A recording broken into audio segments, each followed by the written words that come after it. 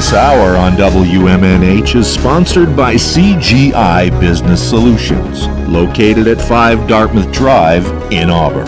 They serve all your business needs, including employee benefits planning, corporate design and business administration, investments and wealth management, and customized business insurance solutions. Their phone number is 866-841-4600 or on the web at cgibusinesssolutions.com. Bring your kitchen to life with Queen City Cabinetry, located at 87 Elm Street in the historic Sunbeam Mall in Manchester. Open Monday through Friday, 9 a.m. to 5:30 p.m. and Saturdays, 10 a.m. to 2 p.m. They can be reached at 603-222-2007 or on the web at queencitycabinetrynh.com. Come see the possibilities. Queen City Cabinetry, another proud sponsor of WMNH. Come on down to the Hop Knot at 1000 Elm Street, Manchester's premier craft beer and gourmet pretzel bar. Tell us more, Trudy. We make our dough fresh every day. We make a variety of styles of pretzels and serve craft beer, cocktails, and a few bottles of wine. We do the traditional pretzel, and we have multiple flavors for that. We also do stuffed pretzels, pretzel sandwiches, 3 dessert pretzels, and pretzel knots. The Hop Knot in the Brady Sullivan Plaza at 1000 Elm Street. Clemento's Pizzeria, family friendly, awesome for a date night. Clemento's Pizzeria. For delivery, call 603-782-8450. Clemento's Pizzeria, the best pizza in town. 1875 South Willow Street in Manchester, New Hampshire. Best cocktails around. Come in as friends and leave as family. You are listening to WMNH-LP, Manchester's radio, broadcasting at 95.3 megahertz frequency modulation from the top of 1000 Elm Street. Our studios are located at 1045 Elm Street and licensed to Manchester Public Television Service in Manchester, New Hampshire, USA. Contact us by email at WMNH953@gmail.com or through our website at WMNHradio.org.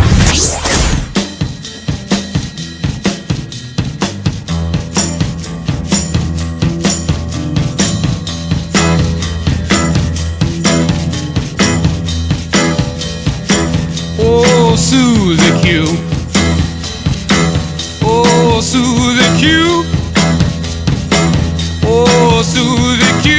Baby, I love you, Susie Q. Like the way you walk, I like the way you talk, I like the way you walk, I like the way you talk, Susie Q.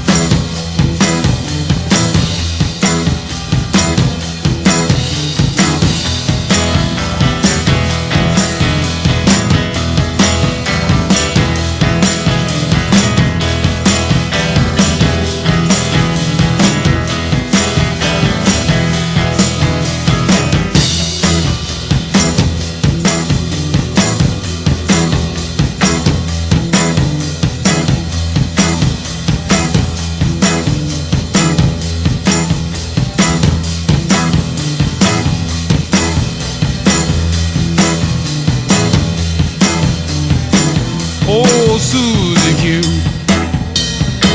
Oh, Susie Q.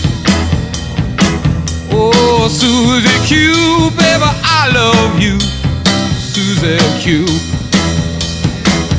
Like the way you walk, like the way you talk, like the way you walk, like the way you talk, Susie Q. Oh, Susie Q. Oh, Susie Q. Oh, Susie Q, baby, I love you, Susie Q.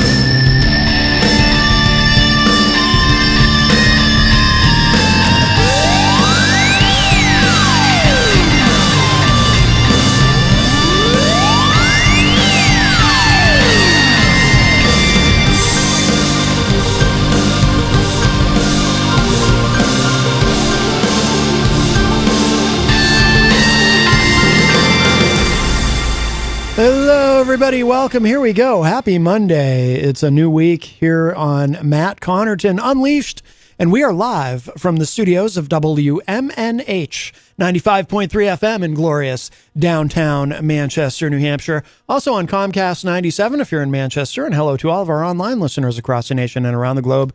You can go to my website, mattconnerton.com, for all of your live streaming options, social media links, contact info, show archives, etc., etc. Today is Monday, July 17, 2023.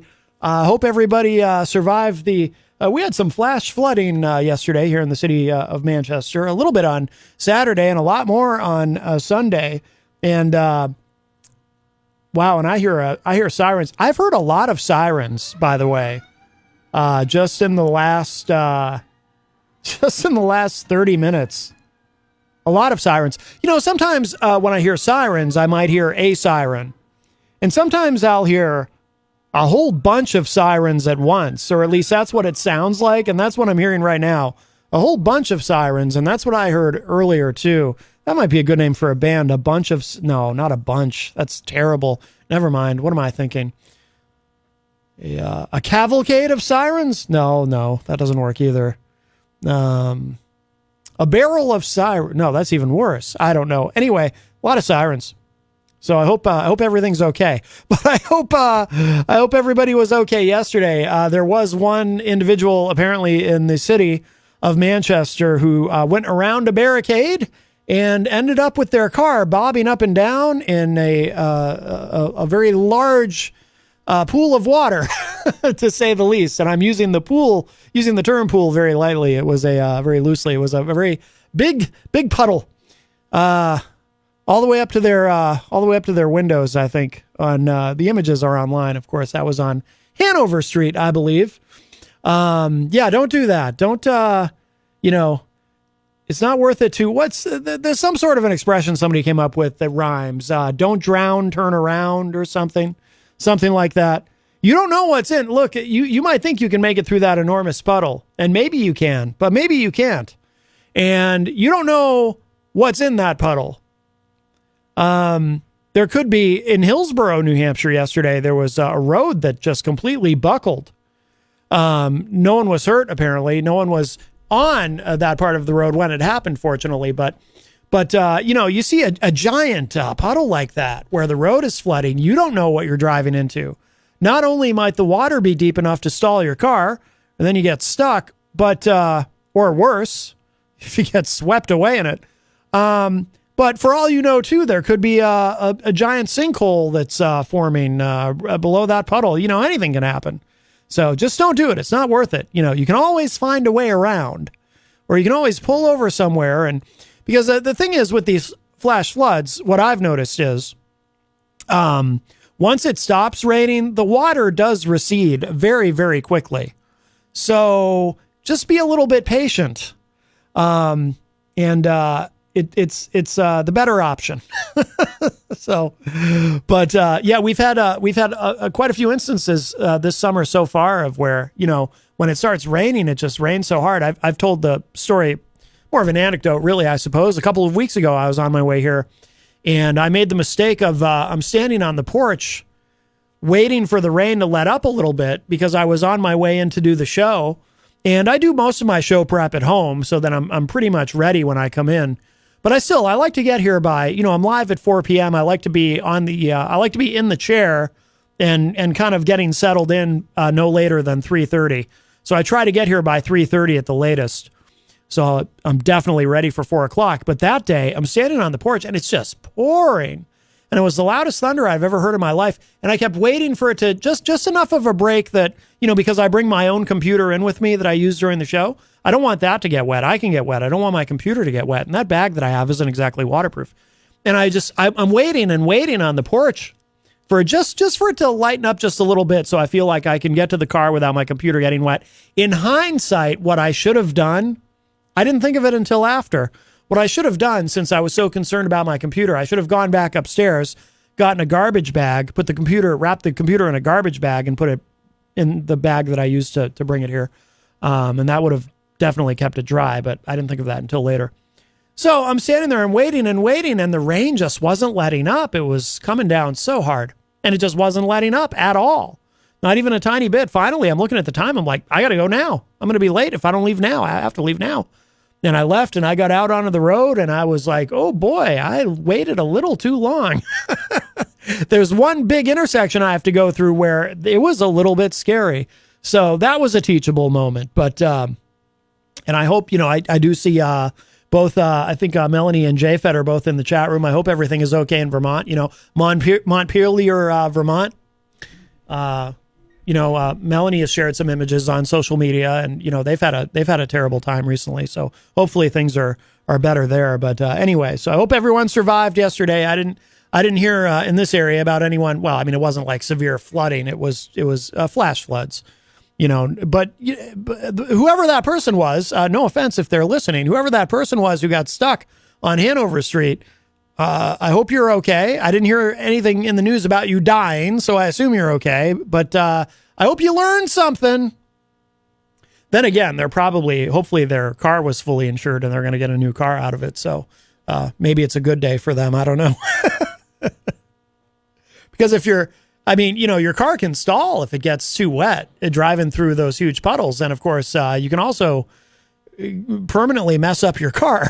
If it's up to your windows and your car won't move, there's an excellent chance that you've damaged your car beyond repair in the flooding. And again, if you're fully insured, that's good. But if you're not, then I'm sorry for you.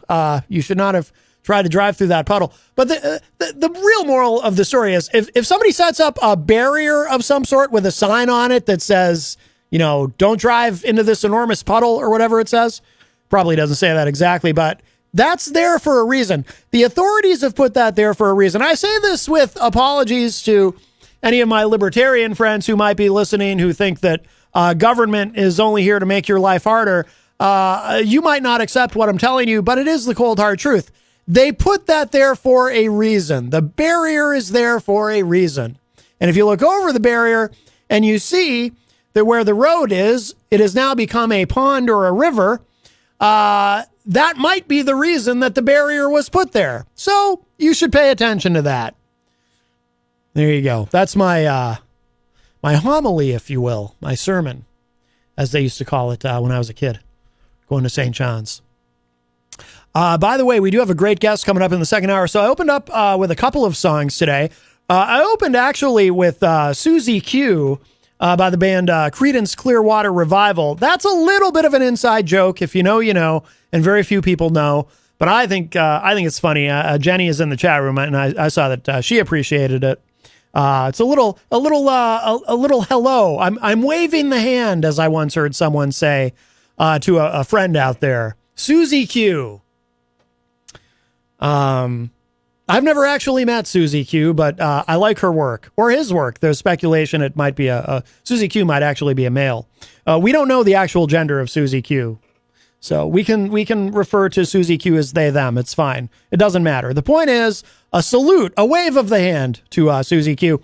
And then we heard Relentless. Of course, that was the radio edit, if you noticed a few words missing. The radio edit of the track Relentless from the band Vane, and they are going to be Skyping in today at the top of the hour.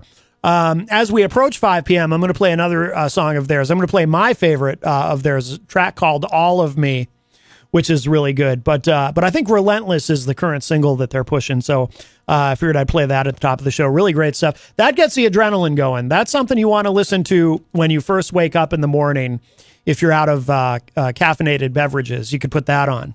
No, I really like that, though. I like their sound. It's heavy, but it's melodic. I dig that. So they're going to be Skyping in at 5 p.m. Might be 4 p.m. their time. I'm not sure. They're in Texas. Yeah, Texas. That's Central Time Zone, right? All the way from Texas. So looking forward to talking with them. That will be coming up at the top of the hour, and we'll play some more of their music as the show proceeds as well. So let's take a moment and say hello to everybody. Well, actually, let me give the studio line first, and then we'll say hello to everybody in the Facebook live chat.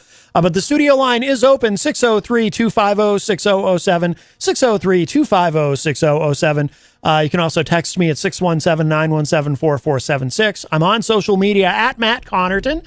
You can email me, matt@mattconnerton.com. And, of course, you can interact and opine in the aforementioned Facebook live chat. But the best thing to do so that we can hear your dulcet tones is to give us a call at 603-250-6007, 603-250-6007. JFAD is in the chat and says, good afternoon, everyone. Jenny is in there, of course, and says, shalom, peeps. Crystal, our friend from the great state of Illinois, also in the chat room. We have a call. Our friend Shannon is on the line. Hi, Shannon. Good afternoon. Good afternoon. I think that's the first time I noticed you mentioning Crystal. I was wondering about her, see if she was all right. 'Cause I don't think, like, Easy hasn't called in yet. Easy, if you're listening, call in and say hi. Yes, Easy G. We haven't heard from him. He did not call in Thursday of last week to do his entertainment report, or as I like to call it, his Amanda McCarthy, April Cushman, Katie Dobbins report. But Right. he has a long history, though.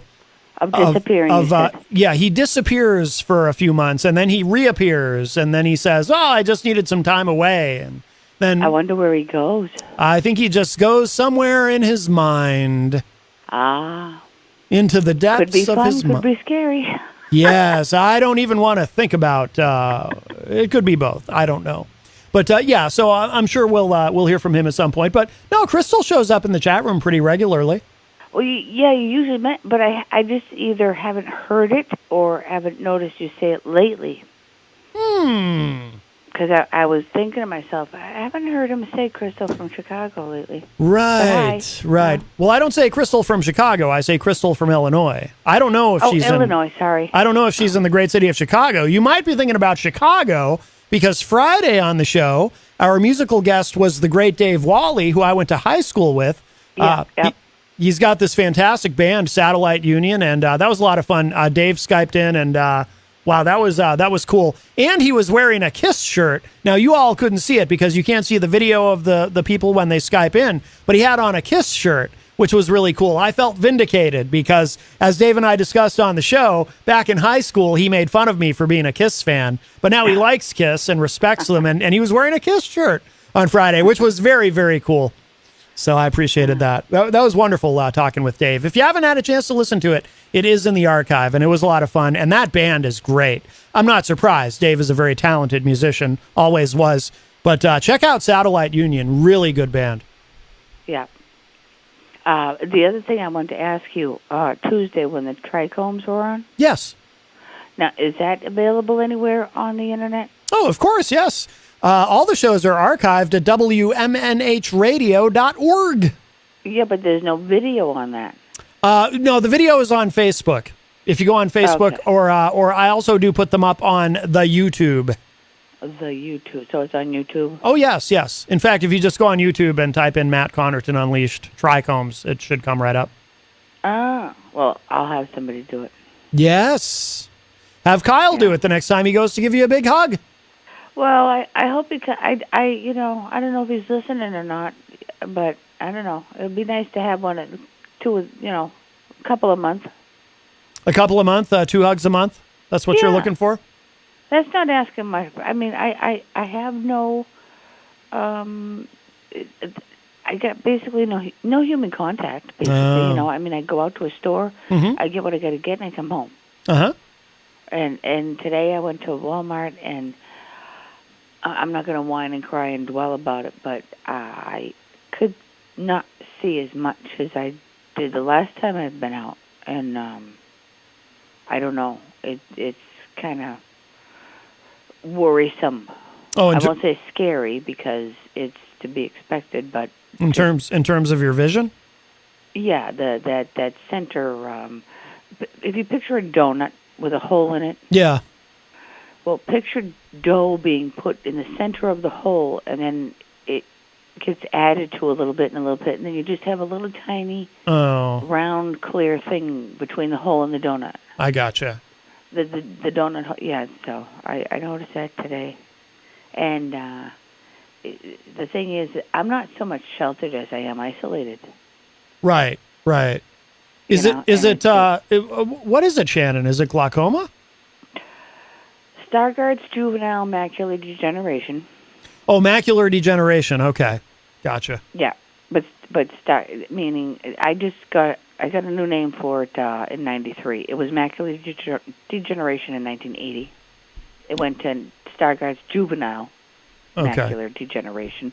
One doctor liked to call it macular dystrophy. Then I have cataracts, two kinds. Did you know there were 3 kinds of cataracts? I did not. Yeah, there's the nuclear cataract. There's the posterior subcapular cataract. I have those 2, and the other one I don't know because I don't have it yet. The posterior cataract. Do you get that on your backside instead of your eye? See what I did there? Yeah, you're funny. Made a little. That's why I'm in afternoon drive, Shannon. Huh? That's why I'm in afternoon drive. I've got jokes. Well, yeah. Well, I'll tell you, I had a tear in my retina once, and when you talk about LASIK and stuff like that, that's easy. That's the cornea. That's you're right. You can touch that. Yeah. Your cornea. It's right there at the front of your eye. Yeah.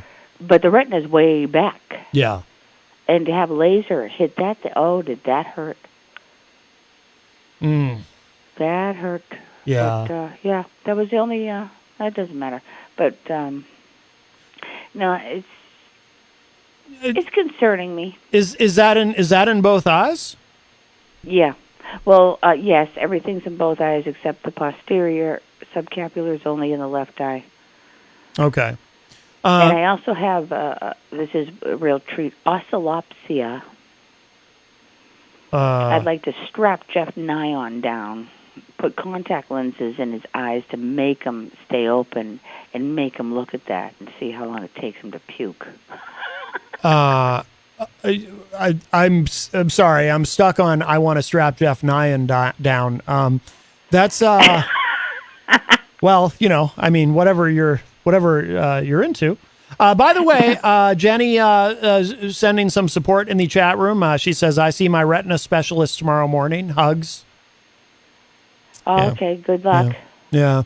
I mean, I have my own. I have my own eye thing. I have pigmentary glaucoma, but I'm fortunate they caught it before I technically even had it, when it was still pigmentary dispersion syndrome, which is often a precursor to pigmentary glaucoma. So I was very fortunate. So I have an eye drop that I have to take once a day that controls the pressure, and I'm good. Now, so what color are your eyes? Does it have to do with the pigment and the color of your iris? No, mine are blue, but it doesn't. They call it when you get the pigmentary dispersion, it has to do with the spindles that they see. I think I don't fully understand it myself, but I've had this disease all my life. I don't understand it. You could look it up and learn more. Yeah. I mine was discovered because I had LASIK done. And so my eye doctor at the time, Dr. Erin Fogel, she's fantastic. She did the LASIK to correct my vision. But because I was going for regular checkups after that, like every 6 months, she noticed I had the pigmentary dispersion syndrome. She said, we got to keep an eye on this because very often it's a precursor to pigmentary glaucoma. And sure enough, within, I think, 2 years, she had me diagnosed with the pigmentary glaucoma. But the thing is, the good thing about it is, and it sounds weird to say it this way, but if you're going to have glaucoma, the kind that I have is the kind that you want to have because it's easy to treat. And if you catch it in time, it doesn't advance at all. My vision is not at risk. And as long as I stay on the eye drops, I shouldn't have any issue. But although there's other things that can go wrong as you get older too, I realize that, like cataracts, for example. And I hope I don't get one on my posterior. That'd be terrible. And macular, Hopwood said he had macular degeneration. Yeah, he did mention that, didn't he? Yeah. I think in one eye. I don't think he has it in both eyes, though, if I remember correctly. Well, I don't know if he's listening. Is he in the chat room? No, I rarely. Only once in a while do I see John Hopwood in the Facebook live chat. Only once in a while. If you can read, but next time he's on, I'll try to call and remember to call and tell him something. Okay. That might help. I don't know. Tell him something good. Yeah. Oh, I know what it is you're going to tell him. You want him to go and give you a hug. Is that what it is? Because you're looking for 2 hugs a month, right? So if you get maybe he and Kyle, Kyle can do one a month. John Hopwood can do the other one. That'd be nice. You'd like a big hug from John Hopwood, wouldn't you? Yeah, yeah. You probably And, you could who you, else? you could hug him and Jenny? you could kind of pick him up, you know. Yeah. Yeah. One from Jenny, one from Juno. Oh, okay. From Morning Show Jesus. Oh. You want a hug from him because of his hair, Morning Show Jesus? Well, I like long hair. Dude's got great hair. I don't know what his hair looks like. Oh, I'm guessing it looks like Jesus'. They call him Morning Show Jesus for a reason, and he's got the hair. That dude has that gilded color.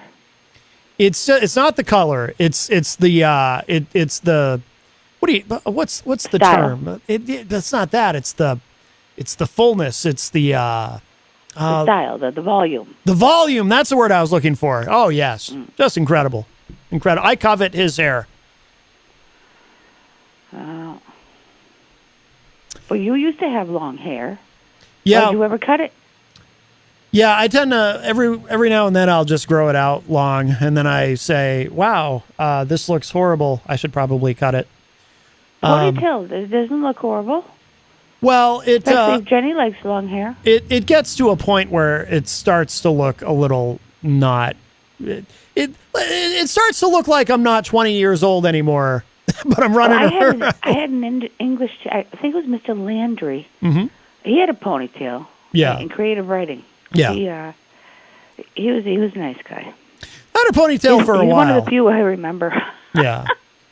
I had a ponytail for a while when my hair was really long when I was playing in a band, and I would take the ponytail out when I'd hit the stage and then whip my head around and my hair would be flying everywhere. And it was glorious, I must say. I think there's pictures of it online and perhaps some video. It was glorious. But those days are gone, Shannon. I've moved on. Yeah. Did Jenny have a nice birthday? Yes. Good. Yeah, well, I mean, kind of stayed put because the weather was terrible. Well, yeah. But yeah. But, yeah. That's when she says, I'll take a rain check on where you were going to take me. That's when she says, I'll take a rain check on where you were going to take me. Oh, I misunderstood. I thought you were making a pun. Rain check, because it was, the weather was terrible. Ha. Well, all right, Shannon. All right. Well, you take care. Well, thank you. Thank you for the call. And I could use some prayers if anybody does. I could use some words to the big guy upstairs. Oh, DJ Steve is in the chat room. Wants to know if you would accept a hug from him. Yes, I would. Now, him you could probably pick up while you're hugging him. Pick him up and let him dangle. Pick him up. I mean, how tall do you think I am? I have no idea. You couldn't tell in the picture? I can't remember if you were taller than Kyle Clayton. No, I wasn't tall. I was a little tiny shorter. Oh, okay. Maybe you couldn't pick DJ Steve up or John Hopwood and dangle them in the air. I don't know. Maybe not. Maybe not. Yeah, everybody come by, give me a hug a week. Yeah, that'd be good. There you go. Hugs for Shannon. All right, Shannon. Take care. You too. Bye-bye. Bye. All right, always nice to hear from our friend Shannon. That does open up the line for you, 603-250-6007, 603-250-6007. And if you're just joining us, we have a great musical guest today. Coming up at the top of the hour, we're going to be joined by, all the way from the Lone Star State. Oh, it's too bad Texas Mike isn't here with us today. The band Vein. And by the way, if you're looking for them online, they spell it V-E-I-N, but both the V and the N are capitalized. Vein is our musical guest. We did open with one of their songs, and we're going to play another one of their songs, actually, just a little bit before 5. I'm going to play my favorite track from them. It's called All of Me. And then when we come back after that, we should have them on the Skype. Oh, Jeff Nyan is in the Facebook live chat, says, I'd pray for her, but I don't think it would help. Now, is that, Jeff, is that because you don't think prayers would help, Shannon, or are you just not on good terms with the big guy and you don't think he's listening? I don't know. I mean, I'm a little lapsed in my theological practices myself, to the chagrin of my dad, of course. So I don't know how any of this works anymore, to be quite honest with you. Let's see. We'll finish saying hello to everybody in the Facebook live chat. Melanie says, I'm super excited that we are all together to witness the end of the world. The end of the world? What do you mean? Is there something I don't know about? Oh, the sound of the sirens? Is that what you were referring to? No, those were, I think those were fire trucks and things. At least I hope. Crystal says, the sound of sirens sounds like a parody of Simon and Garfunkel. The sounds of sirens. Yes, it does, actually. Oh, Melanie says I mispronounced Montpelier. Is that not how you say it? Montpelier? Apparently I can't say it. Montpelier. I stumble on that. Maybe I have a speech impediment like somebody from New York I know. Montpelier. That is difficult for me to say. I can't think of another word that I say on a regular basis that has a similar combination of vowels and consonants, I think is the issue. Crystal, our friend from Illinois, says, hashtag hugs for Shannon. There you go.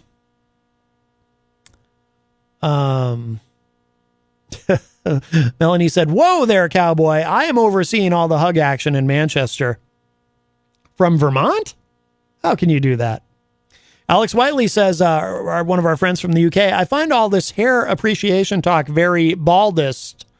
Yes. Yes. I'm fortunate. I still have hair myself, but I have noticed, strangely enough, that my forehead has gotten bigger. But I don't know what that's about. But my suspicion is I can't. There's no way to confirm it. But I think what's going on is my brain, my enormous brain, as I get older, it never stopped growing. DJ Steve says, I can feel her hug here. Whoa, what do you mean? It's getting weird. It's like metaphysical or something. All right, we have a very busy chat room. I'm going to have to skip some of these. Isaac Banks, we always have time for our friends in Greensboro, North Carolina. Isaac Banks says, how are you doing, hashtag Matt Connerton? Sure, you know that I will like to say good afternoon to my friend Lucera Huntley, because I thank her for her she did. I appreciate it to her of my best friend. She told me respect to my brother, hashtag Mike Banks.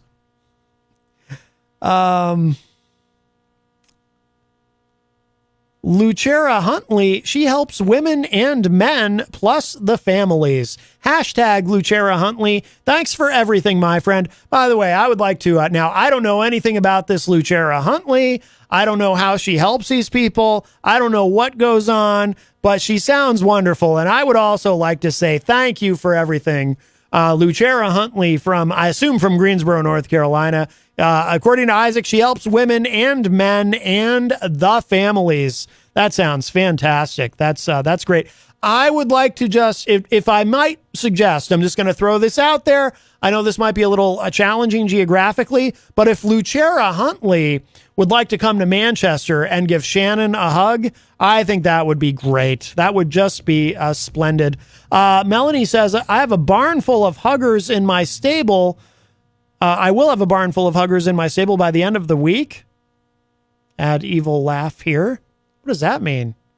Are you planning on kidnapping all the huggers and bringing them to your barn? I don't understand what's going on here, Melanie, but it's very confusing to me, and it's a bit disconcerting. I'm worried about this.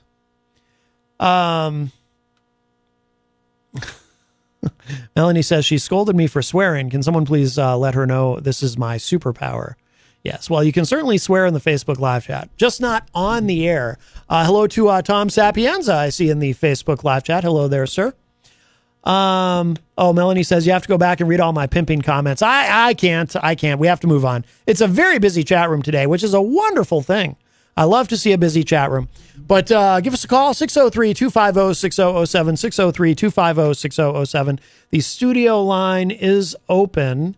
We've got a few different things we could talk about. It's one of those, it's an embarrassment of riches at times. There's hello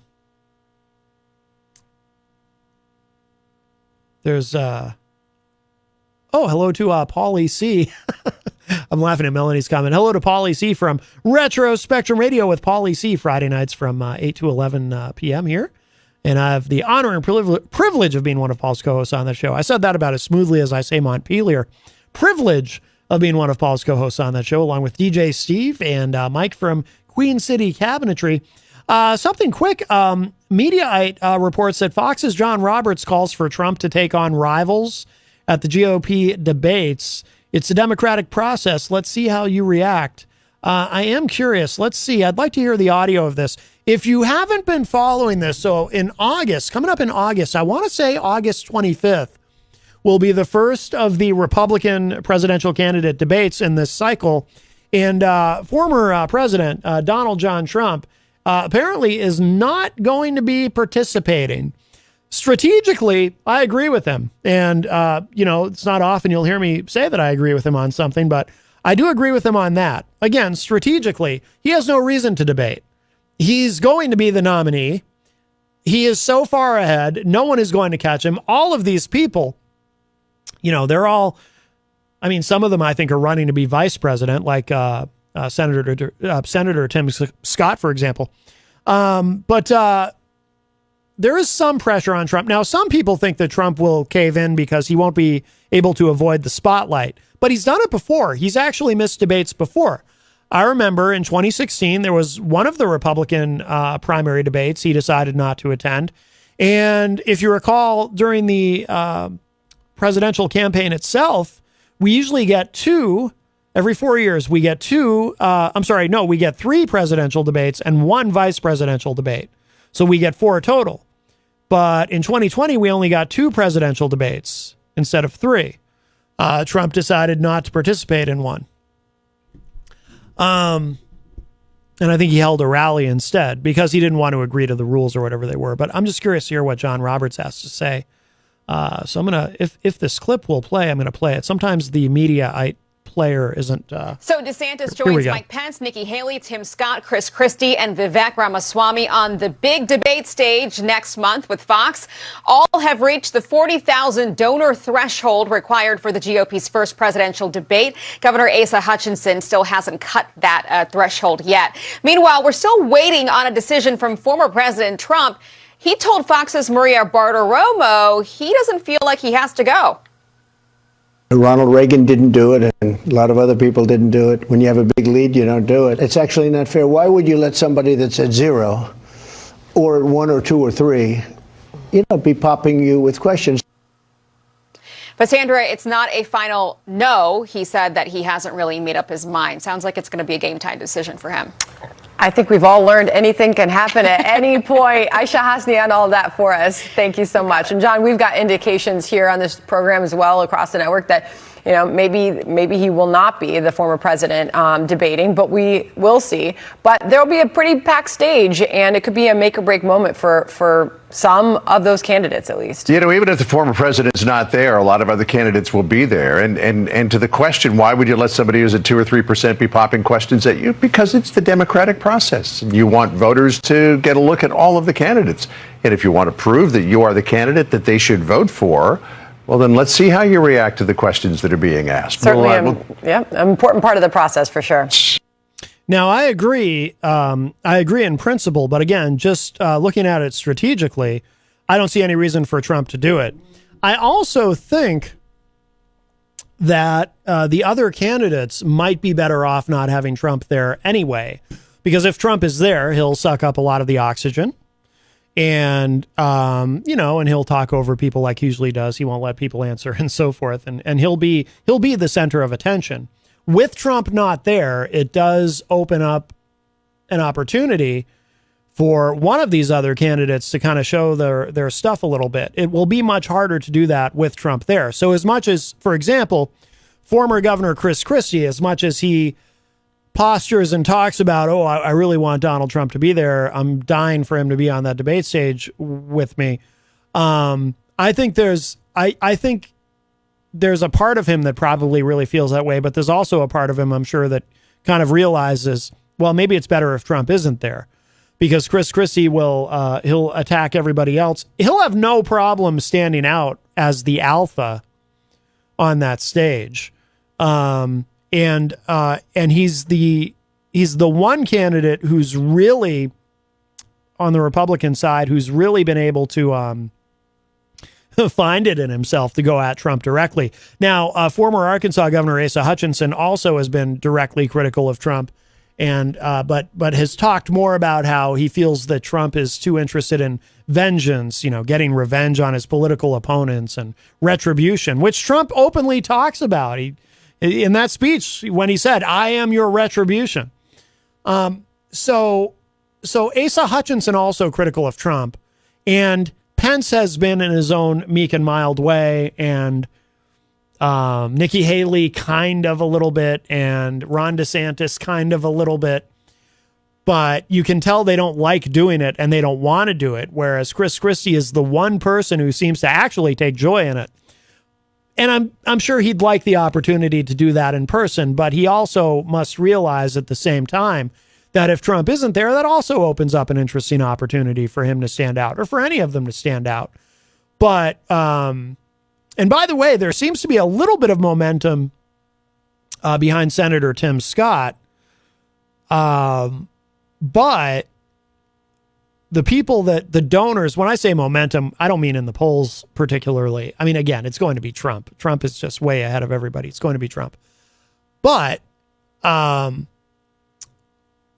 I say momentum, I'm actually talking about donors. There are some donors who are now switching, these high money donors who are actually switching, abandoning Ron DeSantis because they thought DeSantis was going to be the anti-Trump. And they're now realizing that, no, he's not. And they're actually switching to Tim Scott. That's something that's been happening, which is pretty interesting that Tim Scott isn't running for president. At least that's my belief. Tim Scott is running for vice president. I think he has, I think he has a shot at it. I could see Trump picking Tim Scott. He might be a strong vice presidential candidate, and he might in the future be a strong presidential candidate, but there is no strong presidential candidate on the Republican side in this cycle because it's going to be Trump. Crystal says in the chat room, both parties need to debate. No one should ever assume they have the presidency in the bag. Debates are like a job interview for the American people. Well, I agree in principle, but I would not suggest, I certainly would not suggest a President Biden debate. Incumbents don't usually debate in the primaries anyway.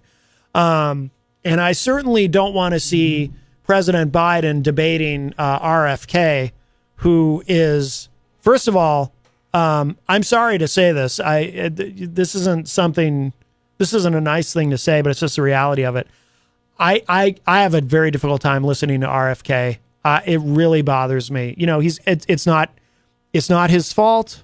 He's got some sort of a disorder that has affected his vocal cords, and he acknowledges it too. He has said in interviews, he said to somebody in some interview, he said, I feel sorry for anyone who has to listen to me talk because I don't like to listen to me talk because I hate the way my voice sounds. So he has some degree of self-consciousness about it. And so I would never make fun of him for it. Again, it's not his fault that he doesn't want to speak that way. But I'm just being honest with you. And, if you want to think I'm a jerk for saying it, fine. But I'm just being honest because I'm sure lots and lots and lots of people feel this way. I have a hard time listening to him speak. It really just bothers me. But here's the other thing. And this is where I will not, this part is his fault. RFK is a lunatic.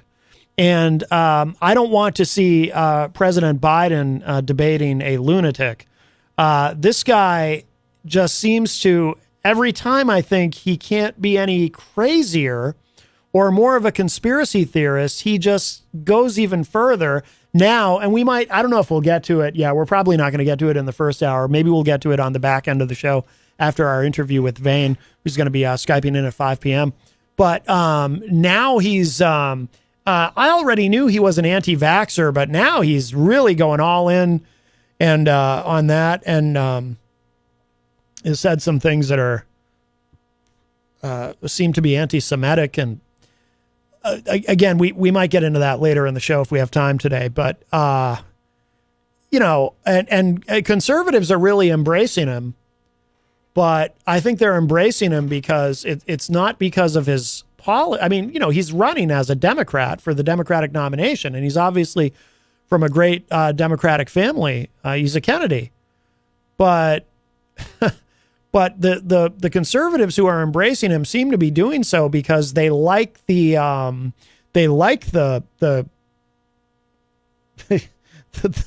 the conspiracy theory aspect of what he does. They seem to really, especially the anti-vax stuff, they just really kind of glom onto that.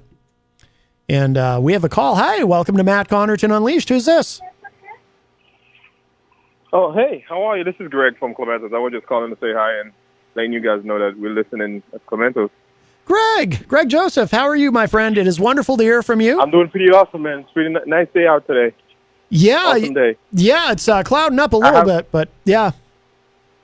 I also have a new listener named Dan that's listening right now. So he's saying he's going to be listening to you guys forever now. Oh, very good. I appreciate that tremendously. And are you on the morning show this week? Will you be on? Say that one more time. I'm having a hard time hearing you. Oh, that's okay. Are you on the morning show this week? I like hearing you on the morning show when you go on. Yes, Monday and Tuesday, me, Peter White, Maddie, and Kyle, we literally break it down. So if you're not ready, it's not it's not the fifth place to be honest with you. We kill it. Excellent. Yeah, I like hearing you on there, Greg. Absolutely. Thank you very much, man. I'll talk to you later. All right, Greg. Thanks for the call. Take care. Bye-bye.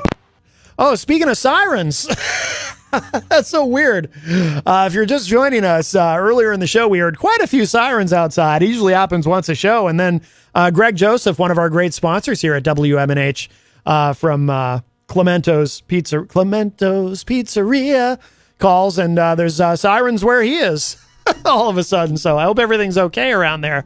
But yeah, Clemento's one of our great sponsors here at the station. And of course, Greg, usually you can hear him a couple of mornings. He said he was on this morning and he'll be on tomorrow morning too on The Morning Show with Peter White, which is weekdays from 7 to 9 a.m. with a replay from 2 to 4 p.m. right before this show. And so you can check that out live. And I always like hearing Greg on there. He's got kind of an understated, subtle sense of humor that I really like. So he's fun. And our friend Mike Doyle is on the line. Hello, Mike. Hey, Matt. How's it going? Good. I hope there's no sirens where you are. Yeah, no. Okay, good. I was coming from Milford. I just started tuning you in here. Hey, you know what I think they should do? They should just have, if you're going to run for politics, you just make it a rule. You have to politic. You have to, I'm missing the word here, but you have to, in front of it, what do they call it? I don't know why I'm drawing a blank, but debate. You have to debate. Yeah. But I understand Trump. He's so far ahead. Like in a baseball game, you got a big lead. You don't put your star pitcher in. You don't put your good players that could get hurt or get. He's in such a lead that all they're going to do is throw darts at him about his legal woes, womanizing.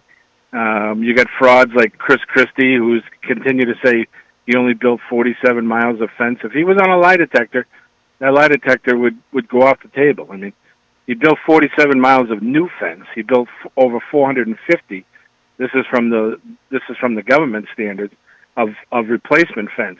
Some of the stuff in New Mexico and places like that, Texas, were very breachable and old. So the total was, I think the government said 458 total miles of new fence, and the rest was paid for, and the labor was paid for, and it's sitting there. So you hear Christie going around calling Trump a fraud for saying, I'm going to build all new fence. Well, he's kind of lying, you know what I mean? And I don't know how we get honest people, but you just want honest people. Why can't it just be say, listen, I'm Joe Schmo, I'm Matt Connerton, I'm running for president, and I'm going to be as honest as I possibly can. You know what I mean? It's brutal. Well, people don't want honesty, though. They want the reason we get politicians who are not honest is because that's what we want. The problem lies with us. We as human beings, it's really just human nature. We like to be told what we want to hear, not the reality of anything, and that's how we vote, and that's who we choose to support. I'm sure there's a percentage of that. Yeah, I think that's the problem. I think that's literally the entire problem. We don't human beings don't like to deal in truth. We like to deal in largely in fantasy, and that's why people can get elected by telling you what they plan to do, and then if we like what we hear, we say, "Oh, I like that candidate." It doesn't matter if what they tell you that they're going to do as even possible or realistic or if you have any reason to believe that they're actually going to follow through, if they, tell you what you want to hear, you say, yeah, that's who I support. I mean, but again, that's a human nature thing. I don't know how you change it, unfortunately. Yeah. And the other thing that bugs me is, and I'm a Republican, I lean to the right, but I kind of consider myself a right center. I'm not a crazy righty, but I don't understand why they're not making a big deal out of Biden not speaking to the public more, just having press conferences saying about everything going on with, fentanyl and balloons, spy balloons, and we never get to hear from the president to just stand in front of the mic and say, here's what's going on. Don't worry. We knocked down those spy balloons. They didn't get much material, whatever. We're working on the fentanyl at the border. We're trying to cut that down because it's the leading cause of death in males between 18 and 45. We don't hear any of that. You know what I mean? We don't hear the leader of the country standing up and saying, here's what's going on. Here's what we think might be a cure. Here's what's best, and it's going to work out best for you, the common people who work hard and make a living and have families and do whatever they want to do. We don't hear that. We don't hear anything. So it's just I got to understand how it's frustrating, and for him to say he's not debating now, I mean that opens up a whole new Pandora's box guy. Why isn't he? Why is he? Can't he? Who knows what? But I don't know. I guess I'm looking for that rainbow of honesty, but it's like you said, it's probably a fantasy. So. Sadly, yes. I hate to be so cynical, but I am. Just tell us what's going on. Tell us what you're doing. Show us what you're trying to do. The government comes out every week now, every month when they have a good report that inflation's going down, and they tell you how well off you are. Well, inflation went up to 9%. It was 1.5 when they took over. Inflation went up to 9. Now it's down to like 5 or 4.5. And they're patting themselves on the back, going, "What a great job we're doing because inflation's coming down." Well, no, it got raised out of control there for a while, and now it's coming down a little bit, trying to moderate itself, and that's all good. But for some, they're taking the walk. We're doing so good for you. Well, you're not. Bring down gas prices, bring down groceries, bring down electricity, bring down all the common stuff. You know what I mean? But anyways, it is what it is. I did my rant. All right, Mike. I'll let you go. I know you got a guest coming on and stuff. I'll talk to you later. All right, Mike. I appreciate the call. Thank you. All right. See you. All right. Bye-bye. All right. That was our friend Mike Doyle, and it is almost 5 p.m. So what we're going to do is we'll show some love to our amazing sponsors, including our friend Greg Joseph from Clementos, of course. And then we're going to play this song. This is my favorite song from the band Vane. It's called All of Me, of the ones that I listened to today. This is the one that I like the best. And then by the time the song's over, we should have them on with us via Skype, all the way from the great state of Texas. Really looking forward to talking with these guys. Or it might only be one of them. I'm not sure how many of them are Skyping in, but we'll see what happens. But okay, got that ready. Here we go. All right, so there is plenty more to come. Don't go away. We are only just getting started. Come on down to the Hop Knot at 1000 Elm Street, Manchester's premier craft beer and gourmet pretzel bar. Tell us more, Trudy. We make our dough fresh every day. We make a variety of styles of pretzels and serve craft beer, cocktails, and a few bottles of wine. We do the traditional pretzel, and we have multiple flavors for that. We also do stuffed pretzels, pretzel sandwiches, free dessert pretzels, and pretzel knots. The Hop Knot in the Brady Sullivan Plaza at 1000 Elm Street. Bring your kitchen to life with Queen City Cabinetry, located at 87 Elm Street in the historic Sunbeam Mall in Manchester. Open Monday through Friday, 9 a.m. to 5:30 p.m. and Saturdays, 10 a.m. to 2 p.m. They can be reached at 603-222-2007 or on the web at queencitycabinetrynh.com. Come see the possibilities. Queen City Cabinetry, another proud sponsor of WMNH. This hour on WMNH is sponsored by CGI Business Solutions, located at 5 Dartmouth Drive in Auburn. They serve all your business needs, including employee benefits planning, corporate design and business administration, investments and wealth management, and customized business insurance solutions. Their phone number is 866-841-4600 or on the web at cgibusinesssolutions.com.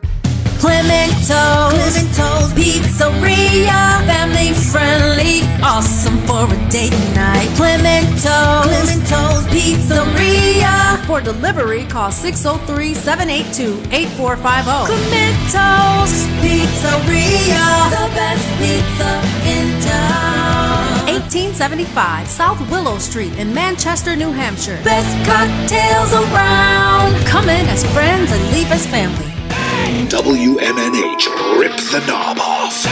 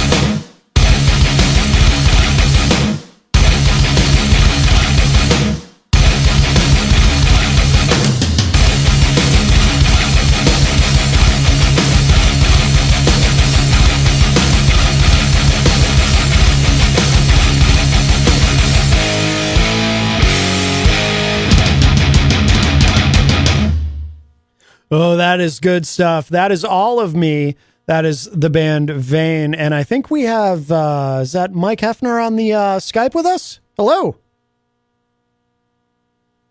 Uh-oh. I don't hear him. Oh, I see people, but I don't hear anybody.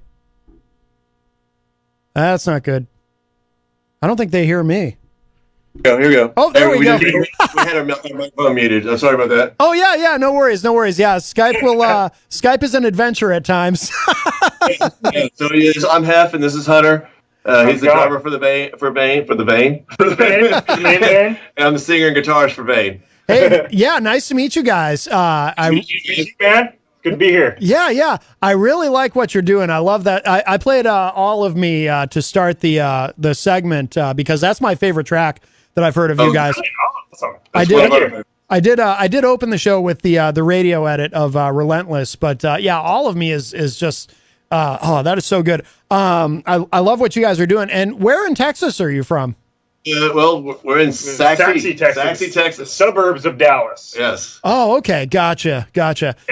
How long have you guys been around? Have you been at this a while? So Vane's been around in its current form only about 4 or 5 years now. Oh, a little over 5 years. So, but Vane was just a bunch of guys initially who just like playing music, and we would jam every blue moon, and then things kind of took off, and we got a little more serious about 4 or 5 years ago, and so we've been drugging at it ever since. Very cool. Yeah, I like the sound. You know what I like is it's heavy, it's aggressive, but there's also a lot of melody and groove to it. And I feel like you kind of don't hear that much of that anymore. You know what I mean? Do you find that? Oh, I think you're absolutely right. And that's to me, groove is so important to our music and when we write. And you're right. I don't think grooves is what moves you, you know? So we like to have you shaking your butt. I'll bang your head. It doesn't matter.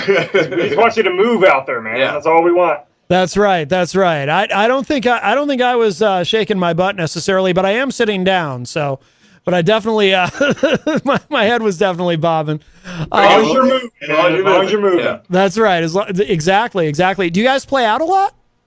Well, we're just mainly in the Texas area, so we just played Houston 2 weeks ago. Mm-hmm. So we don't want to just play here. We want everyone to hear our music. So obviously we're trying to get out, and this is one of those steps. Obviously, talking to guys like yourself. So thank you again for having us on the show. We really appreciate this. Yeah. Oh yeah. Glad to have you. Hef, do you do all the lead vocals? Because there's some of the vocals are very clean, but there's also some growling in there too. Is that all you?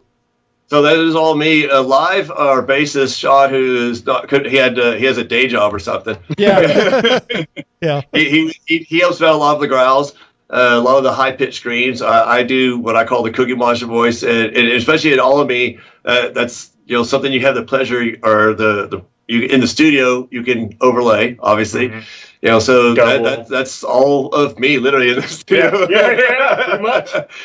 So maybe like some of the background textures might have been group effort. Yeah, there was definitely some, just the generic chorus type stuff. But what you hear is primarily him. Yeah. And like I said, live, Sean comes in with what I call the fry scream on some of our songs, and even Chris, as much as our other guitarists, he does a lot of leads and sometimes lets me do leads. But he's got that beautiful edge, just that beautiful voice that I've been trying to incorporate more of, because he just rather kind of a dark horse. Yeah, he'd rather sit there and play his guitar and not even, if I said, Chris, play off stage behind the curtain, he'd be like, thank God. Yeah.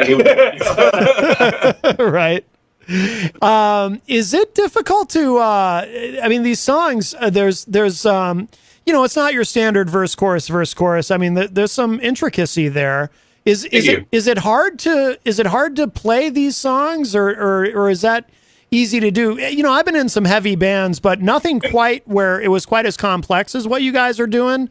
All the bands I played in were kind of just, heavy, but not super riffy and complex. Is it challenging? I think it can be. Sometimes, like when I was learning All of Me's verse section kind of gets me a little bit, because it's a little straight. Yeah. But it's also kind of bouncy in its own right. And so, like, the articulation between the arms and the feet sometimes want to trick me up a little bit. Yeah. And I did it to myself, damn it. Right.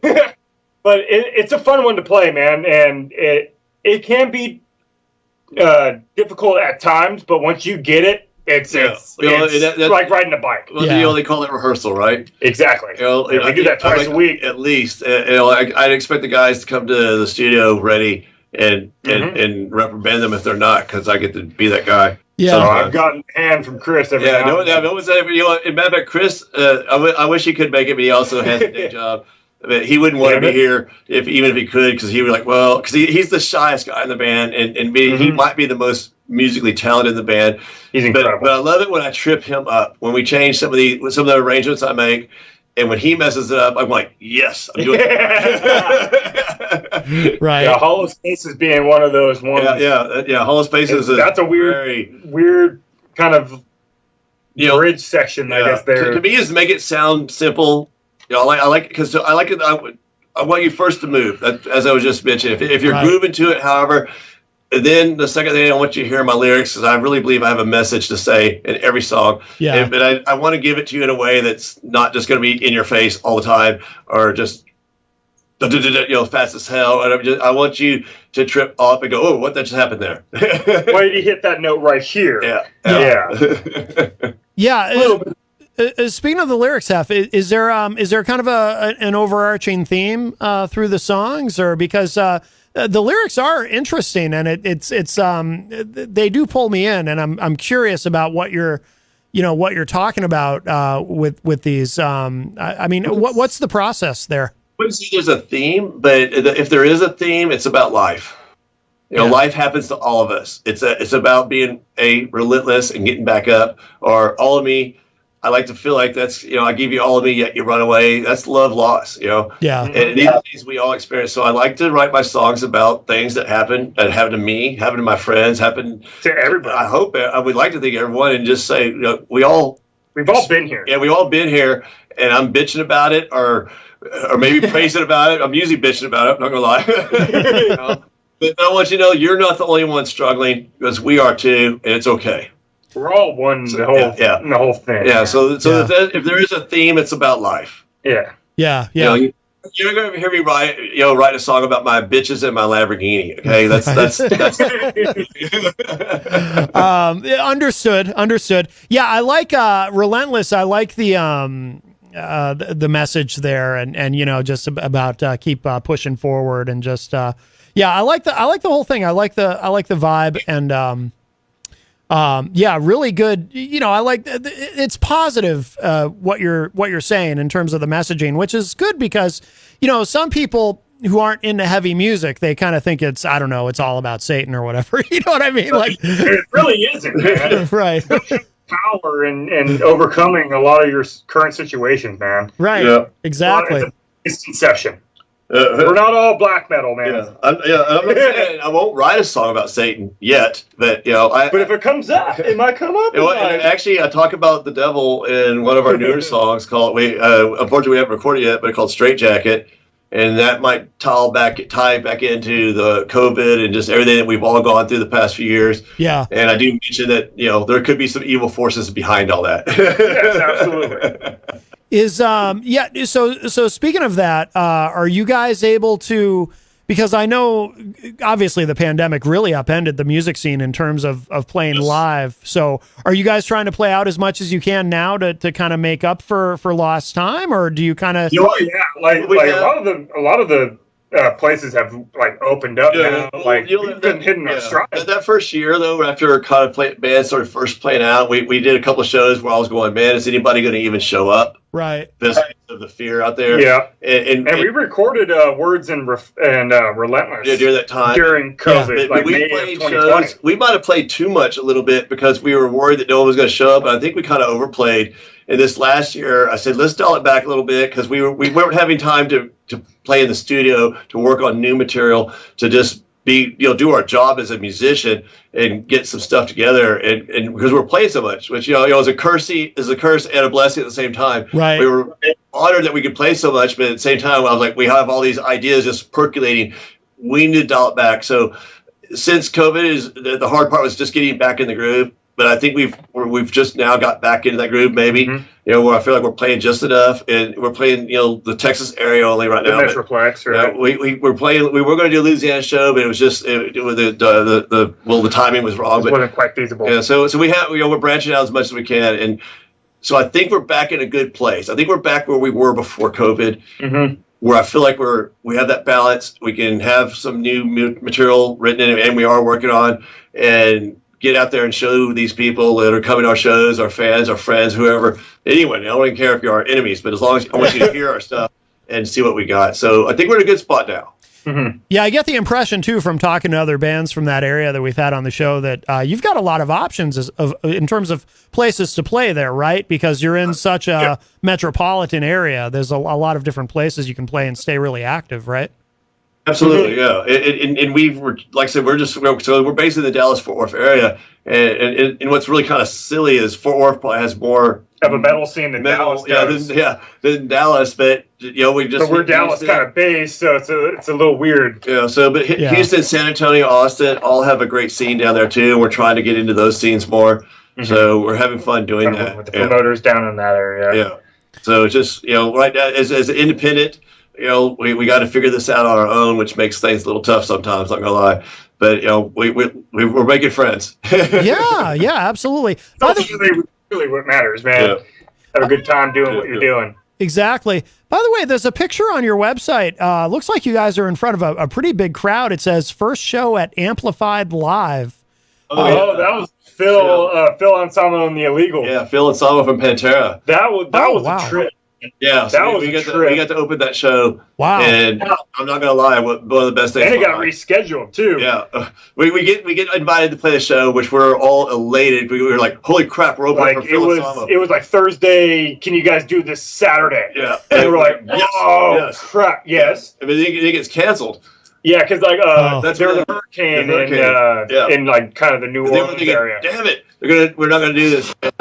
But they put it. Then another band dropped off, and then they wanted a third band, so we were like, "Yes, we'll do it." Of course, short notice, and we show up, and there's 1,200 plus people, and there's a line out the door. I'm going, "What the hell?" Yeah, we're trying to drive to the event, and we have a friend. They're like, "Yo, are we supposed to like stand in line or anything?" And like we're in the car driving. Wow. Kind of like bypassed that question for a second, and then I'm sitting in the seat, and like, wait, there's a line? Wait, hold on. Yeah. And so that was an incredible experience. Yeah, it was. Yeah, I never humbling in its own right. Dude, I don't know if you know this, but so Pantera, not only are they some of my hugest influence, but we're working with one of their producers, Sully Winfield. Oh, wow. He produced those two songs you just played. He produced. Yep. And so that tie-in was just made it even more significant to us. And then to get to meet the man him and talk to Phil. You know, and try not to be a fanboy. This is why I kiss your feet. What do I have to do here? You know. Right. Perfect that I played live. I want you to ask specifically. Yeah. Yes, he has one of my guitar picks. I was told nerding out and just ecstatic from that show because it was awesome. But he was only very nice to us and very supportive. Yeah, and they just freaking killed it. Yeah, of course, it was awesome. And, you know, so I mean, we're our egos aren't that big. We know everybody was there to see him. Yeah, but we got such a good response from the audience. We had Man Boob Guy. We had Man Boob Guy. Oh my God, that's so funny. I'll tell you that we had people come up to our merch table and actually give us money. Basically like a tip. Yeah, just a tip. Okay.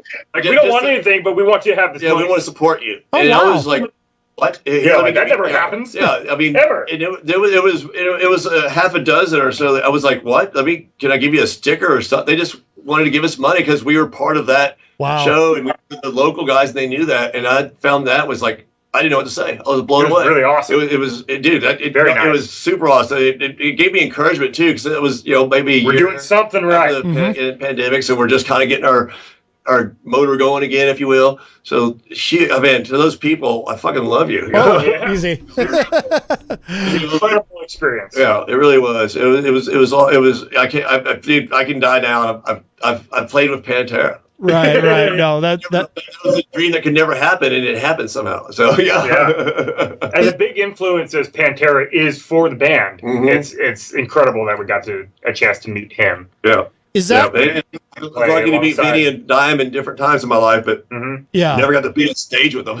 Yeah, share the stage at the same venue at the same time, shake his hand, like it's crazy. Yeah. Oh yeah, yeah. Is that how you connected with that producer because of that show?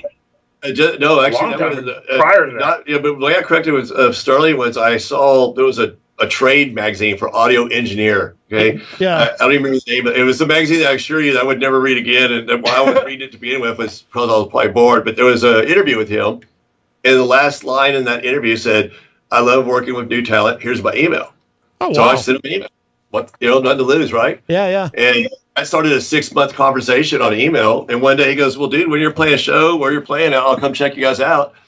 And I'm thinking he's in New York or LA or something like that. And I'm like, "Well, we're playing. We didn't have a show." And I go, "Well, we're in Dallas." He's like, "Dude, I'm in Dallas." I'm like, "What?" You're like, "Get down." And he actually came out to Vane Studios, so to speak, where we're at now, and watched the worst performance ever of us. You're like, "Oh my God." I mean, I've never been more nervous in my entire life. And then this guy talked to us for 20, 30 minutes and broke down our songs. Like, no, I mean, I don't listen to the music I've created that well. Yeah, he broke it down differently than we've even seen it.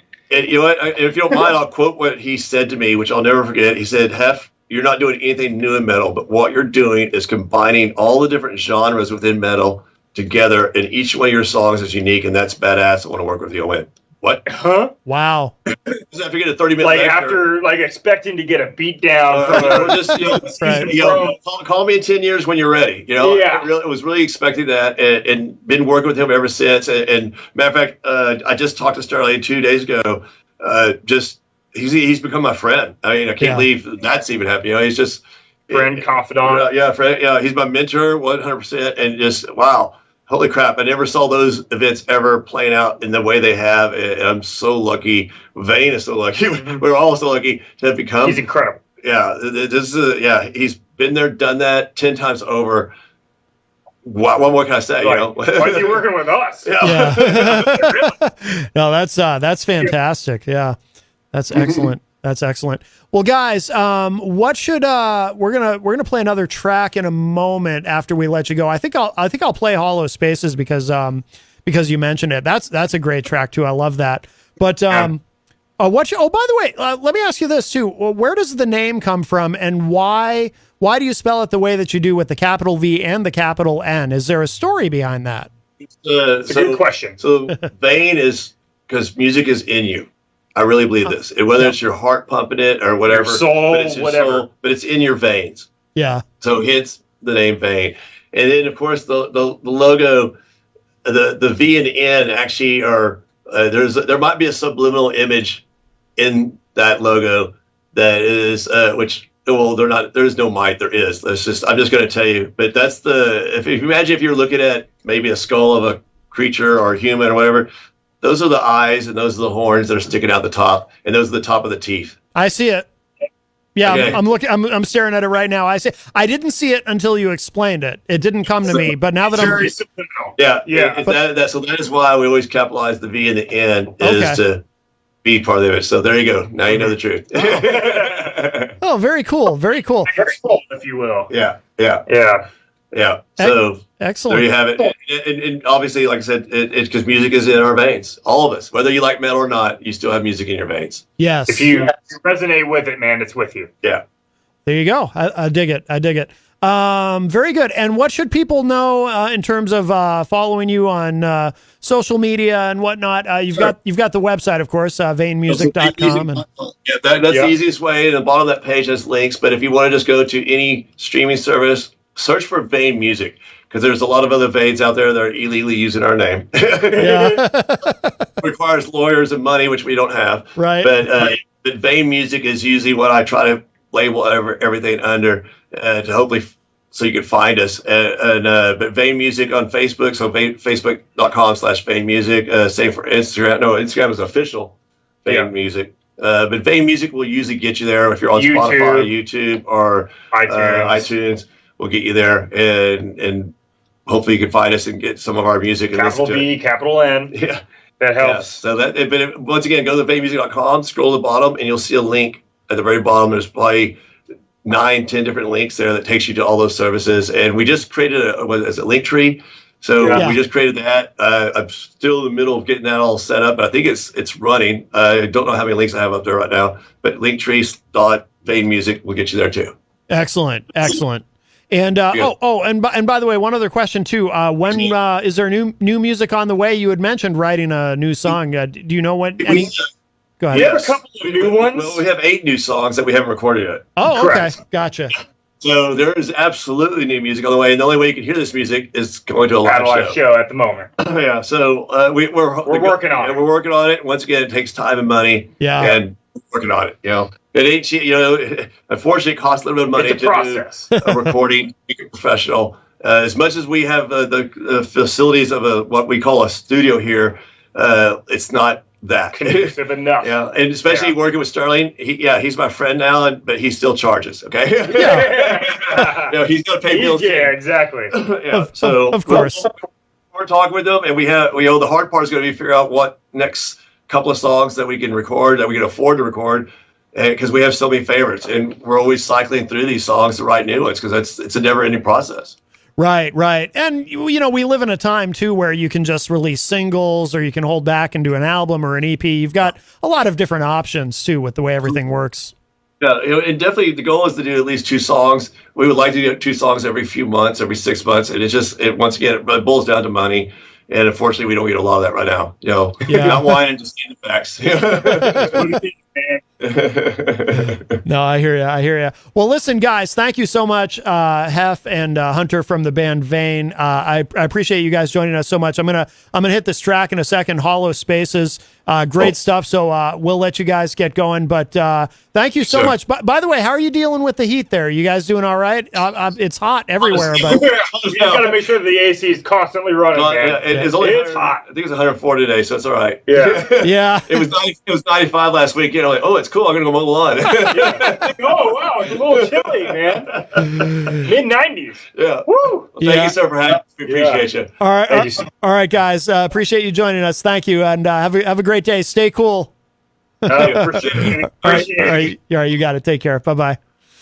All right, very nice. Very nice. That was 2 of the members of the band Vane. That was Hef and Hunter joining us. And let's go ahead and hit this track.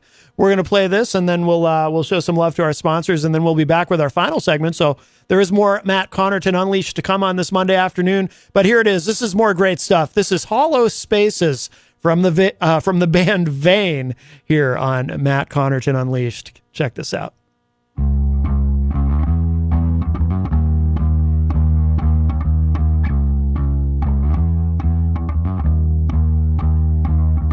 Some of life's lessons, they chip away at your soul.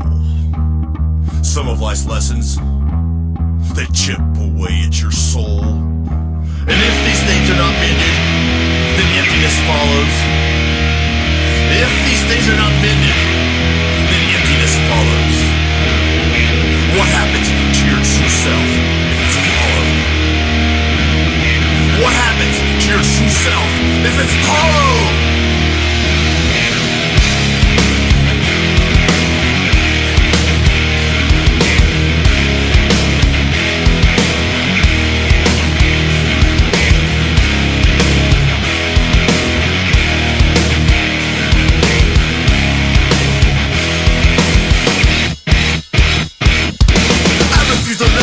Get a grip and pull me down. Struggle with my life is all I know and all I see. Fires inside of me, the rage, the hatred, battle for control of my soul. I may be down, but I'm not out. Climbing back up, many more battles in the never-ending war. I will rise, you will see.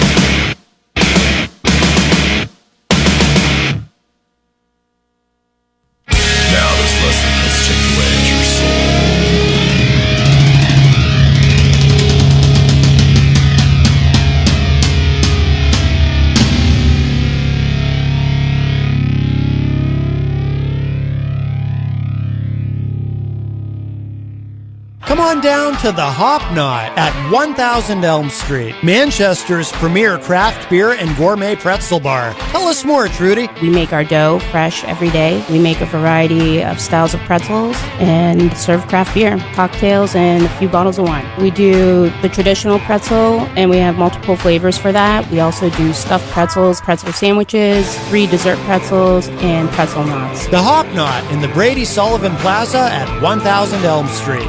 Bring your kitchen to life with Queen City Cabinetry. Located at 87 Elm Street in the historic Sunbeam Mall in Manchester. Open Monday through Friday, 9 a.m. to 5:30 p.m. and Saturdays, 10 a.m. to 2 p.m.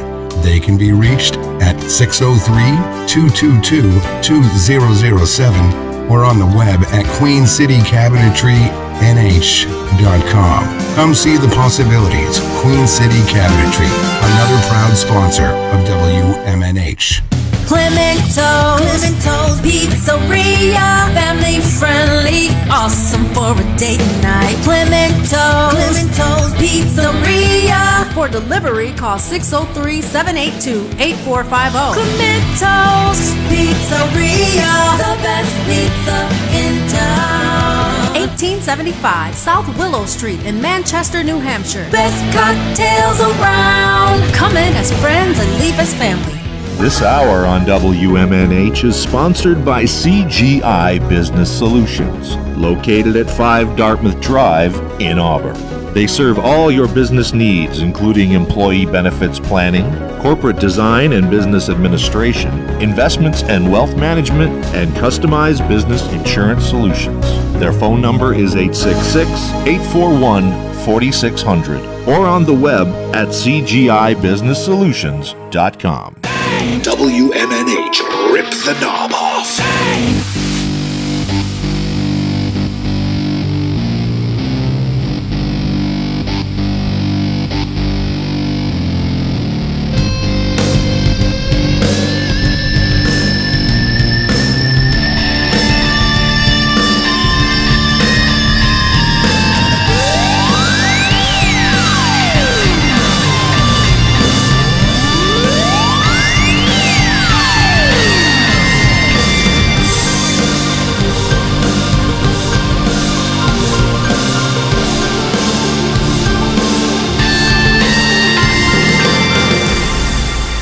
Welcome back, everybody, as we cruise into our final segment today of Matt Connerton Unleashed.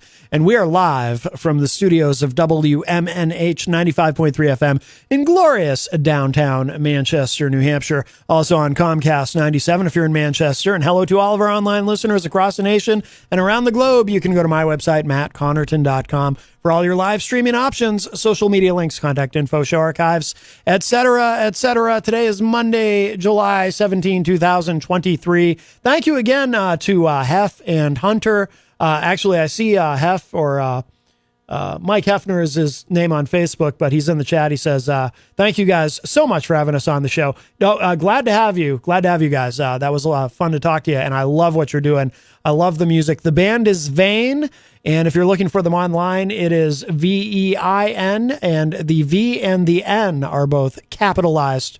And really good stuff. Their website is vainmusic.com. That's the easiest way to get links to all of their social media and find their music and so forth. And we are going to play one more track at the end of the show today. We're going to play the track Words from the band to close out the show as we once we approach the top of the hour here on the program today. So, but yeah, those guys have a great sound. Like I said, it's funny too, because Hunter, the drummer, he was talking about how during that song Hollow Spaces, how it gets tricky during the verses there. And then so I was listening for that as I'm playing the song. It's like, yeah, I can see how that would be the case. So there you go. But if you'd like to join us, the studio line is open, 603-250-6007, 603-250-6007. You can also text us at 617-917-4476. I'm on social media at Matt Connerton. You can email me, Matt, at mattconnerton.com. And, of course, you can interact and opine in the Facebook live chat. But the best thing to do so that we can hear and enjoy your dulcet tones is to give us a call at 603-250-6007. By the way, I see Sepsis in the Facebook live chat, of course, a great band from right here in Manchester, New Hampshire, doing great things. They've got a brand new video, by the way, it was brand new last week. How long is something, when does something go from brand new to new and then from new to no longer new? Has anyone ever established that? I feel like there should be a hard, fast rule on that somewhere, but there really isn't. It's all relative, but we can still say brand new. I think it just came out last week. The new video that Sepsis has for the track Bleed Lines, which is their newest single, which we did the world radio premiere for here right here on Matt Connerton Unleashed on WMNH. Great track, Bleed Lines. They've got a video for it featuring the new lineup of the band, and it's very cool. It's on YouTube. Check it out. Sepsis, Sepsiss, if you're wondering how to spell sepsis. It's good to spell things when it comes to band names so you don't end up lost lost in the internet. Some things are easy to find, but sometimes you have to have the right spelling, especially if it's something where, well, who was it we were talking about recently? Oh, it was Dank Sinatra. The band Dank Sinatra, of course, our friend Fredo, who sometimes is on the show or calls the show. And if you look for Dank Sinatra online, you'll find, I think there's at least one other band called Dank Sinatra, and then there's a couple of hip hop artists called Dank Sinatra, and so you kind of have to. Sometimes you kind of have to look and make sure you've got the right project that you're looking for. I don't have that problem with my name. Matt Connerton isn't exactly a name that, if you Google Matt Connerton, you're going to find me. You're not going to find some other Matt Connerton. There is another Matt Connerton right here in New Hampshire, but he's my uncle. And I did find another Matt Connerton once on the Google. He's like a computer programmer or something, but he actually spells it the other way. He spells it Connerton. Not Connarton. So the version of Connerton, the way that my family spells it, is even more rare. It's a rare name to begin with, but there aren't a whole lot of Connertons. About once a year, I'll go on Facebook and I'll just punch in the name Connerton and see who comes up that I didn't already know about. And there are some. I mean, there are Connertons out there that I've never even talked to, but I'll actually go ahead and friend them. Which is kind of weird in a way, right? I'm friending them on Facebook, but I won't ever actually even bother to speak with them, even though they have the same last name. It's odd, I know. Jenny says in the chat room, there are at least 7 of me in the state and many across the country. There is a QVC host with my name, LOL. That's true. If you Google Jen Coffee, you'll find Jenny, but you'll also find a QVC host who's also named Jen Coffee. And yeah, Coffee is a fairly common name, but Connerton is rare. So I'm fortunate that way. I don't have to worry about that. Again, 603-250-6007 is the number, 603-250-6007. We should, because we touched on it in the first hour, but we didn't really get into it. For anyone who's curious what we were talking about, RFK, Robert F. Kennedy Jr.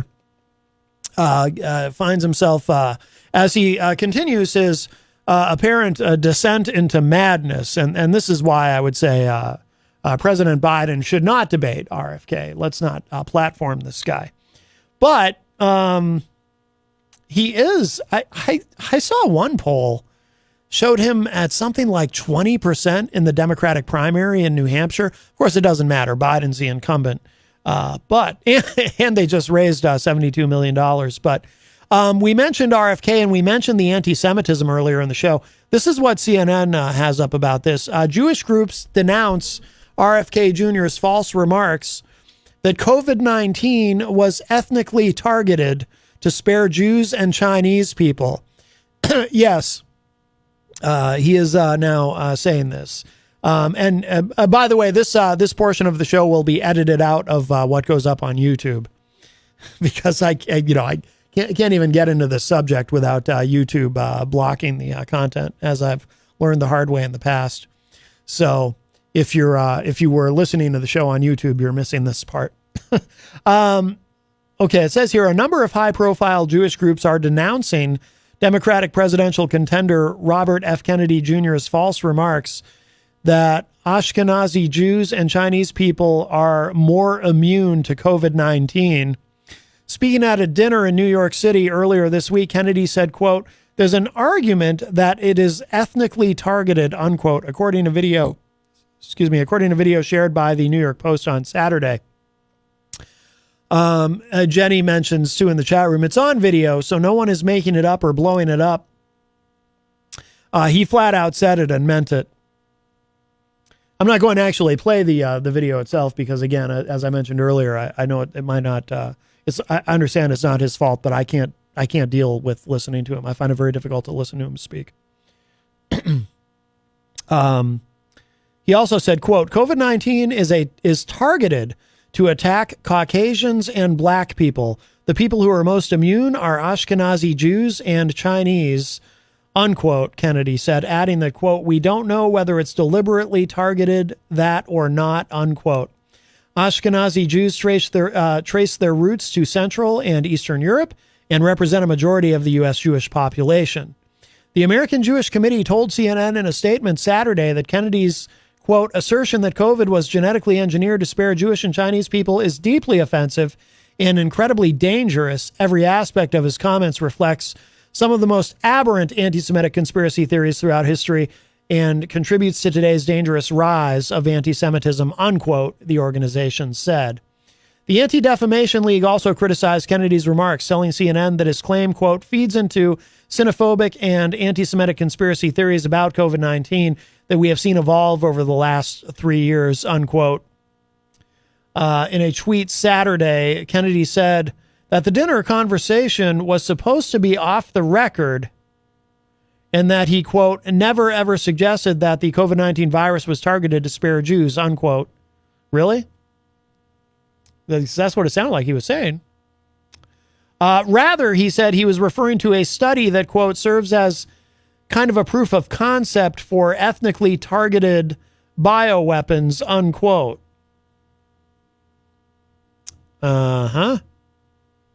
He didn't help himself any there, in my view. According to the New York Post, the event's organizer, Doug DeChert, said the event had been on the record. By the way, what kind of a defense is that to begin with? Oh, well, what I said, I said this aberrant, horrific thing, but it was meant to be off the record, so you can't really hold it against me. I mean, it seems to me that when people believe that they're off the record, that's where, they're most likely to express their true feelings about something. While there are disproportionate rates of, again, this is from CNN, disproportionate rates of COVID-19 illness and death across different demographics, this has been attributed to racial disparities, not genetics. Since the start of the pandemic, the risk of dying from COVID-19 has been nearly twice as high for Black and Hispanic people in the U.S. than for white people, data from the CDC shows. Black and Hispanic people also faced a higher risk of coronavirus infection and were more than twice as likely to be hospitalized. And by the way, just to stop on that for a moment, so that we're clear, that has nothing to do with genetics. Some people will hear that and they'll say, wait, doesn't genetics play a role? Why does it disproportionately affect Black and Hispanic people? Which, strangely enough, what RFK was saying was that it doesn't affect Black people. Right? I think that's what he said. Anyway, it doesn't matter. It's what he said is nonsense. But if it disproportionately affects Black and Hispanic people, says here nearly twice as likely to die. This was, of course, during the throes of the pandemic, not now that we have all these treatments. COVID-19 is still with us. We're going to be stuck with it for the rest of our lives. But, we've gotten it to a point where there's a large degree of herd immunity, apparently. And also, you can go to the hospital and get treated and the therapeutics and things that they have for it now, you're actually very unlikely to die at this point, even if you do have underlying conditions. From what I understand, I'm not a medical professional, but from what I understand, we've gotten to a point now where, it's far less deadly. But just to be clear, the reason we see those kinds of disparities, it has to do with economic disparity. If you are part of a demographic that tends to have less wealth and fewer resources, be it because of where you live, say you live in an inner city, in a poor neighborhood, etc., or you have less access to health care, perhaps you have a job where you don't have adequate health insurance, maybe you just don't have access to health insurance, whatever it is. There are certain types of disparities financially and economically that affect Black and Hispanic populations, much more than white people. That has to do with economic disparity. That's got nothing to do with genetics, just to be clear. So, because again, some people will hear something like that and they'll be confused by it. So if anyone was confused by it, I hope I've clarified it. Okay. Jenny says in the chat room, yes, it is ethnic, not religious. Ashkenazi can be seen as genetic testing, unlike others. Hey, if there is a camera in the room and you speak well, open mouth, insert foot. Dr. Marcela Nunes-Smith, a chair of the Presidential COVID-19 Health Equity Task Force, wrote in a report last year, quote, given generations of systemic disinvestment in the health of Black communities in the United States, the starkly disproportionate rates of COVID-19 illness and death are not surprising, unquote. Kennedy, who is polling between, this is stunning and also frightening to me. This is not good, in my opinion. Kennedy, who is polling between 15 and 20% nationally in the Democratic primary, is a longtime vaccine skeptic who has promoted several health-related conspiracy theories. He was a strident critic of the government's handling of the coronavirus pandemic and its top infectious disease expert, Anthony Fauci. He also railed against the coronavirus vaccine and vaccine mandates. By the way, and this is this is going to sound like I'm taking a side street here, but when I hear that this lunatic is polling at 15 to 20% nationally in the Democratic primary against a sitting incumbent president, tells me a couple of things.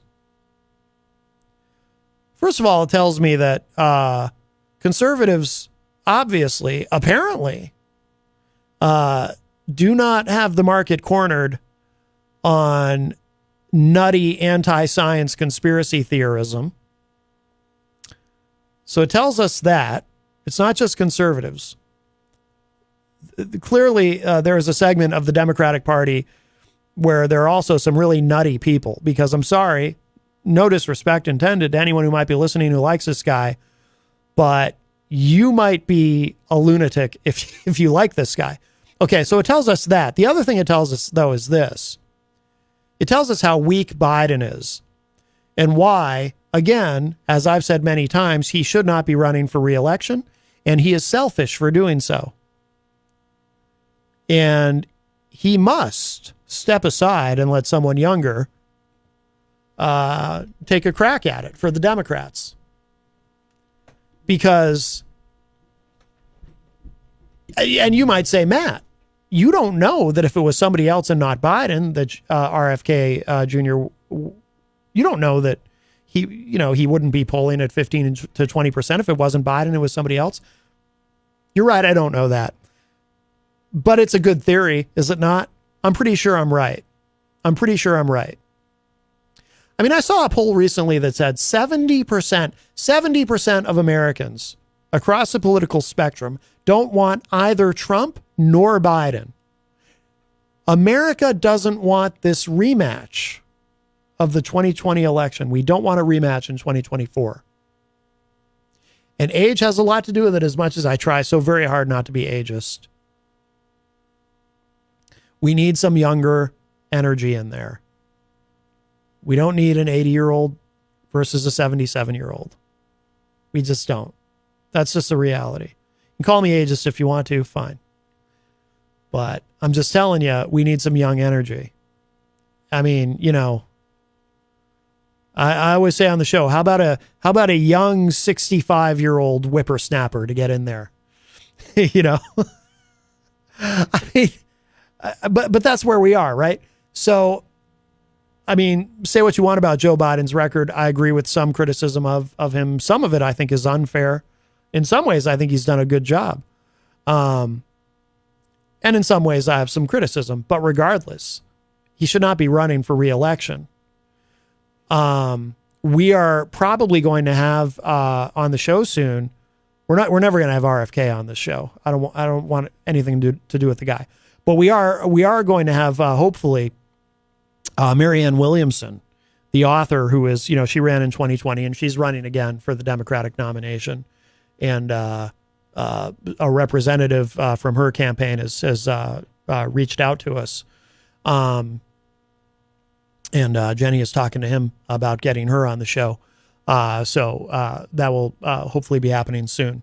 I'll talk to her. She's actually very impressive. I know she left kind of a bad impression on a lot of people, including myself, in the 2020 debates.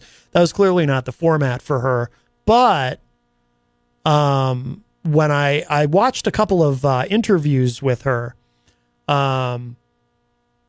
and I was actually pretty impressed. You know, she's very, very smart, very knowledgeable, and pretty impressive. And she does know the issues. Again, she didn't look great in those debates, but you know, she was kind of already cast as sort of the weird fringe candidate, right? But I do look forward to having her on the show. But I don't believe, if it were somebody other than Joe Biden, I don't believe RFK would be polling at 15 to 20% nationally in the Democratic primary. I don't. But the guy's a crank. One last bit on this. Oh, hello to Miriam Banish joins us in the Facebook live chat and says, Kennedy is a nut. One last bit here. CNN's K-File reported earlier this week that Kennedy has repeatedly shared unfounded conspiracies that man-made chemicals in the environment could be making children gay or transgender and causing the feminization of boys and masculinization of girls. The first time I heard that, by the way, I was immediately reminded of Alex Jones talking about the chemicals that were making the frogs gay. I should play that song. I'm not going to play it today. We're going to finish with one more track from Vane. But there's a song. There's a great song about, well, anyway, we'll save that for another day. I haven't played that in a while, though, but it reminds me of that. All right, we got to go. We're out of time. Thank you all for joining us today. And thank you so much again to the guys from the band Vane out of Texas. Great stuff. We're going to close the show today with one more of their tracks, but if you missed any part of today's show, it will be up in just a little bit at WMNHradio.org and at my website, mattconnerton.com, for the full version of the show. Of course, if you like to listen to the show later on YouTube, the RFK segment will not be included. I'll have to edit that out for the YouTube upload before YouTube will ding my channel. Even though I'm not the one saying the crazy stuff, I'm just repeating the crazy stuff somebody else is saying, but it doesn't matter to YouTube and the bots.